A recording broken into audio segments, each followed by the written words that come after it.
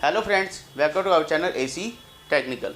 दोस्तों, आप जब भी एसी लेने जाते हो, पहले एक कन्फ्यूज़न हुआ करती थी कि एसी ले कौन सा। उसके बाद दूसरी कन्फ्यूज़न आ जाती है कि 1 टन का एसी लें या 1.5 टन का एसी लें। अब जैसे जैसे टाइम बीतता चला जा रहा है, कन्फ्यूज़न बढ़ती चली जा रही है। आज की तारीख में आज आपको कन्फ्यूज़न है कि इन्वर्टर एसी लें या नॉन इन्वर्टर एसी लें। तो दोस्तों, आज की वीडियो में मैं आपको बताने वाला हूं कि आपके रूम के लिए कौन सा एसी बेस्ट है, इन्वर्टर एसी कि नॉन इन्वर्टर एसी।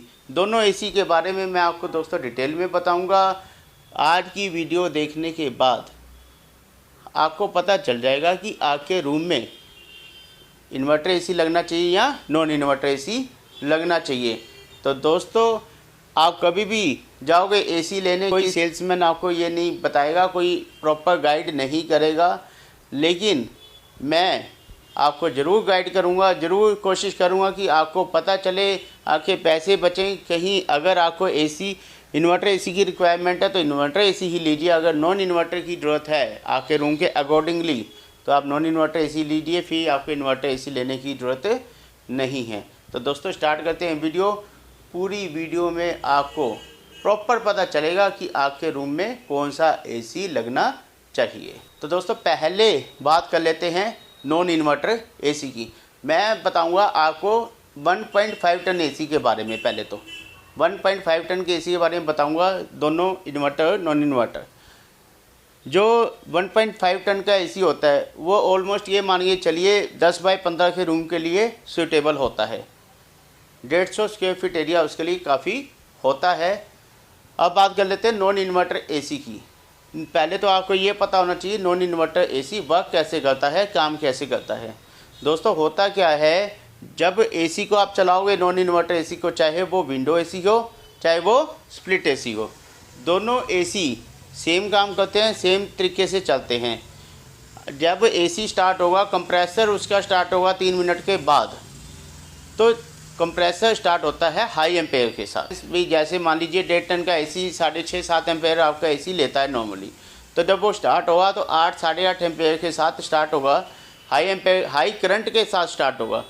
तो हाई करंट के बाद स्टार्ट होने के बाद वो नॉर्मल 1 या 2 मिनट के अंदर अंदर आपका नॉर्मल एम्पेयर, नॉर्मल करंट लेना शुरू कर देगा। उसी करंट पे ही कंटिन्यूसली आपका एसी सारा दिन चलता रहेगा। उससे क्या होता है, सपोज कीजिए 6.5 या 7 एम्पेयर ले रहा है और मान लीजिए 1 घंटे में 1.5 या 2 यूनिट ले रहा है, तो वो सारा दिन 1.5 या 2 यूनिट के हिसाब से ही आपका एसी कंटिन्यूसली चलता रहेगा। सारा दिन इसी स्पीड से चलता रहेगा। उसमें ना तो वो कम होगा, ना उसमें ज़्यादा करंट आएगा, ना उसमें कम करंट आएगा। एक ही करंट पे कंटिन्यूसली चलता रहता है।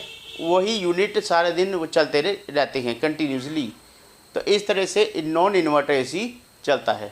अब बात कर लेते हैं इन्वर्टर एसी की। इन्वर्टर एसी क्या होता है? इन्वर्टर एसी दोस्तों जब स्टार्ट होता है तो वो लो एम्पेयर से स्टार्ट होता है, वो हाई एम्पेयर से स्टार्ट नहीं होता, वो लो एम्पेयर से स्टार्ट होता है।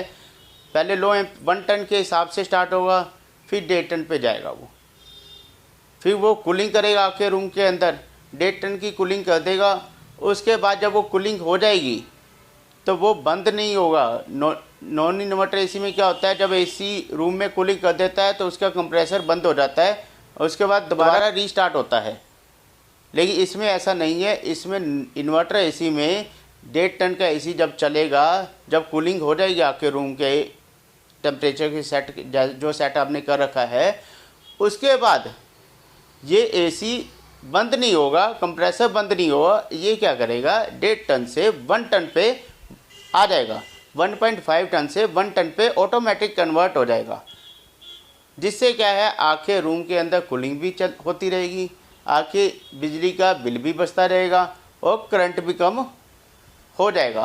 तो इस तरह से ये कंटिन्यूसली चलता रहता है। कभी 1.5 टन पे जाएगा, 1.5 टन से 1 टन पे आ जाएगा, 1 टन से 0.75 पे आ जाएगा। तो इस हिसाब से एसी इन्वर्टर एसी काम करता है। तो दोस्तों, अब बात कर लेते हैं कि आपके रूम के लिए कौन सा एसी सूटेबल है, ये कैसे पता चलेगा।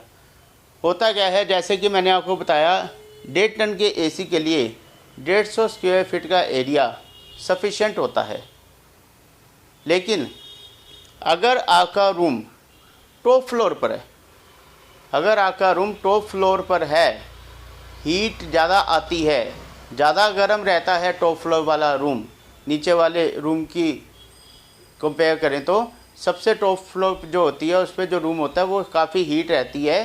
अगर आपका टॉप फ्लोर का एरिया है और 150 स्क्वायर फीट एरिया है तो दोस्तों वहाँ पे आप इन्वर्टर एसी ना ही लगवाएं तो ज़्यादा बेटर होगा, क्योंकि वो गर्म रहता है, वो जल्दी ठंडा नहीं होगा, जिससे क्या है कोई फ़र्क नहीं आएगा नॉन इन्वर्टर और इन्वर्टर एसी के अंदर। अगर आपका रूम टॉप फ्लोर का है तो आप नॉन इन्वर्टर एसी ही ले लीजिए, आपके लिए सफिशेंट है। इन्वर्टर एसी वहाँ पे इतना काम नहीं करेगा जितना कि नॉर्मली घरों में वो करता है। अब बात कर लेते हैं दोस्तों, अगर आपका रूम नीचे का है, अगर आपका रूम नीचे का है तो उसमें इन्वर्टर एसी चलेगा कि नहीं चलेगा, तो उसमें मैं आपको बता देता हूँ। अगर आप 1.5 टन का एसी लेना चाहते हो, 1.5 टन का एसी लेना चाहते हो, तो आपके रूम के अंदर एक चीज़ याद रखना, ऐसा रूम नहीं होना चाहिए जिसका दरवाज़ा सारा दिन खुलता रहता हो। जी हाँ दोस्तों, इन्वर्टर एसी को रूम बंद चाहिए, एरिया क्लोज चाहिए। ये नहीं है कि अगर आपका रूम सारा दिन खुल रहा है, बंद हो रहा है, खुल रहा है, बंद हो रहा है, खुल रहा है, बंद हो रहा है, तो इससे क्या होगा, इससे क्या होगा, कूलिंग बाहर जाती रहेगी, कूलिंग बाहर जाती रहेगी। इन्वर्टर एसी का जो सेंसर होता है वो टेम्परेचर को सेंस नहीं करेगा, वो कंटिन्यूसली कूलिंग को बढ़ाता रहेगा, करता रहेगा। जितनी कूलिंग करेगा उतनी कूलिंग आप बाहर निकाल दोगे, वो इन्वर्टर एसी काम नहीं करेगा, वो नॉन इन्वर्टर की तरह चलता रहेगा, वो 1 टन में कन्वर्ट नहीं होगा। अगर आपका रूम ऐसा है कि जिसमें आप एसी चला के छोड़ दो, बैठे हो और दरवाज़ा बंद है, तो आपके लिए इन्वर्टर एसी ही बना हुआ है, आपके रूम के लिए काफ़ी फ़ायदेमंद होगा। अगर आपके रूम के अंदर कोई ऐसी विंडो है जो खुली रहती है तो भी आपके लिए इन्वर्टर एसी कामयाब नहीं होगा। अगर आपका एरिया क्लोज है और 1.5 टन का एरिया है, सफिशेंट एरिया है, तो आप इन्वर्टर एसी ले लीजिए, कोई परेशानी नहीं है। लास्ट बात और बता दूं दोस्तों मैं आपको, कई लोग क्या करते हैं, उनकी जो लॉबी होती है, ड्राइंग रूम होता है, वो ओपन एरिया में होता है, मतलब सेंटर में होता है, जहाँ पे कोई भी डोर नहीं होता है, कोई भी क्लोज नहीं होता है, वो वहाँ पे भी इन्वर्टर एसी लगवा लेते हैं। लेकिन वहाँ पे आपको इन्वर्टर एसी लगवाने की ज़रूरत नहीं है, वहाँ पे नॉन इन्वर्टर एसी ही चलेगा।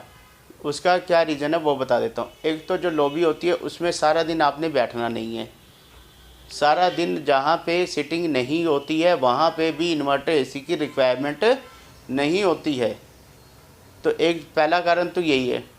दूसरा, ओपन एरिया है, कोई डोर नहीं है, लॉबी है, वहाँ पे आप नॉन इन्वर्टर एसी लीजिए, इन्वर्टर एसी की ज़रूरत नहीं है, क्योंकि वो एरिया चिल्ड नहीं होगा। चिल्ड होगा भी तो इतना नहीं होगा कि उसका टेम्परेचर को सेंस कर ले इन्वर्टर एसी और 1 टन में कन्वर्ट हो जाए। वो 1 टन में कन्वर्ट जब तक नहीं होगा तब तक आपके इन्वर्टर एसी का आपको कोई फ़ायदा नहीं है। टेक्नोलॉजी ही काम नहीं करेगी तो इन्वर्टर एसी का फ़ायदा आपको नहीं हो सकता है दोस्तों। तो ये कुछ बातें हैं, ये कुछ बातें हैं। किसी भी कंपनी का एसी ले लीजिए, उससे कोई मतलब नहीं है, लेकिन ये बातें समझना बहुत ज़्यादा ज़रूरी है। अगर आपके रूम के अंदर ये सारी चीज़ें हैं तो आप इन्वर्टर एसी लीजिए, अदरवाइज़ आप इन्वर्टर एसी मत लीजिए।